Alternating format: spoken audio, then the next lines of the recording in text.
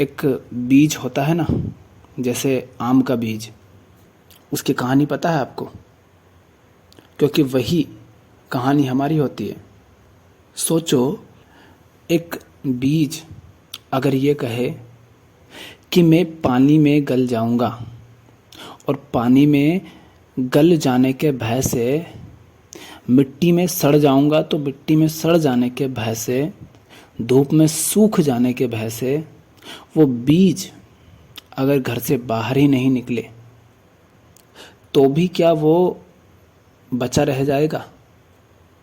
क्या फिर भी वो सड़ेगा नहीं? क्या फिर भी वो गलेगा नहीं? क्या वो मिट्टी में मिलेगा नहीं? तो बीज पानी में गल जाने के भय से, मिट्टी में सड़ जाने के भय से, धूप में सूख जाने के भय से अगर घर से बाहर नहीं भी निकलेगा तो भी एक दिन उसे सड़कर सूख कर मिट्टी में ही मिल जाना है। और यदि वो साहस करता है और जाकर जमीन में गिरता है, मिट्टी में गिरता है, तो इस बात की संभावना है कि वो बीज अंकुरित होकर आगे पौधा बने और फिर वृक्ष बने। और हो सकता है कि वो अपनी संभावनाओं को साकार करे। क्या तब बीज मिट जाएगा? शायद नहीं। क्यों? अगर वो मिट्टी में नहीं गिरता तो सड़ता गलता सब होता और मिट ही जाता सदा के लिए। किंतु अब अगर वो वृक्ष बना है, फल दे रहा है, तो वो बीज मिट गया, लेकिन उस बीज ने एक पेड़ को खड़ा कर दिया और उस पेड़ ने न जाने कितने फल और बीज बिखेर दिए। क्या यही कहानी हमारी नहीं होती? हम भी संसार में भटक जाने के भय से, अकेले चल पाने के भय से, कहीं कुछ समस्या ना हो जाए इस भय के कारण गलत जीवन को ही जीते चले जाते हैं। सही चुनाव करने से हम बहुत डरते हैं। पहले ही कल्पना कर लेते हैं कि कहीं मेरे साथ ऐसा ना हो जाए, कहीं वैसा ना हो जाए।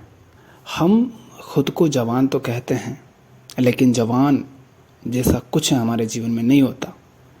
जिसके जीवन में भय हो मिट जाने का, जिसके जीवन में भय हो असफल हो जाने का, हार जाने का, वो जवान हो ही नहीं सकता। और ऐसा व्यक्ति कोई सही काम कैसे चुनेगा? तो आप भी पहले से कल्पना ना करें कि कोई सही काम अगर करेंगे, सही जीवन अगर जिएंगे, तो कहीं हमारे साथ समस्याएं ऐसी ना बढ़ जाएं कि हम जी ही ना पाएं। देखो, मरना एक दिन है, मिटना एक दिन है। या तो चार दीवारी के अंदर रोते घुटते डर डर के जी लो, मर लो, या फिर आज़ाद हो जाओ और लड़ लड़ के जियो। ये जीवन ऐसा ही है। मरना है, मिटना है। कहाँ? घर के अंदर ही। ये दुनिया में, मैदान जंग में, ये हमें चुनना होता है। और घर के अंदर ही रहे तो वहाँ तो मर ही जाएंगे। बाहर निकले तो हो सका थोड़ा बहुत एक सुंदर और अच्छा जीवन जी करके मरे, इस जीवन को साकार करके मरे।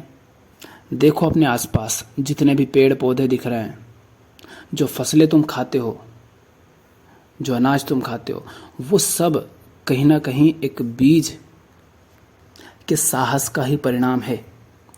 अगर वो बीज ना गिरा होता ज़मीन में तो क्या हमें भोजन मिलता? क्या फल फूल मिलते? या ऑक्सीजन मिलती? कितने पशु पक्षियों को सहारा मिलता?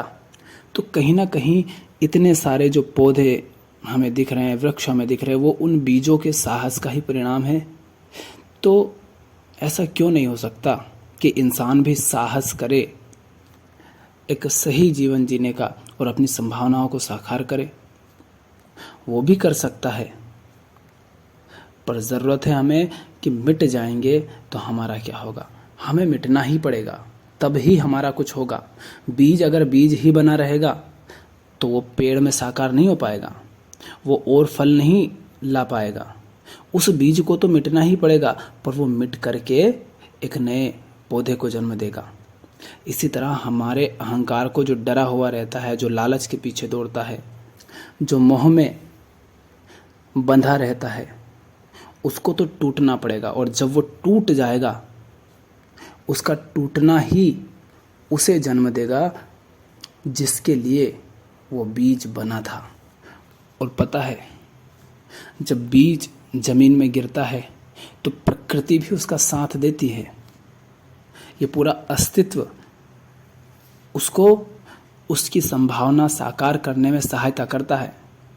सूर्य उसे धूप देता रहता है, वर्षा उसे जल देती रहती है, मिट्टी अन्य पोषक तत्व देती रहती है, और पूरा अस्तित्व उसके साथ हो जाता है। तो तुम्हें क्यों लगता है कि गलत लोग जो कुछ करते हैं उसमें वो कर जाते हैं, और आप अगर सही करोगे तो तुम्हें सहायता नहीं मिलेगी अस्तित्व से?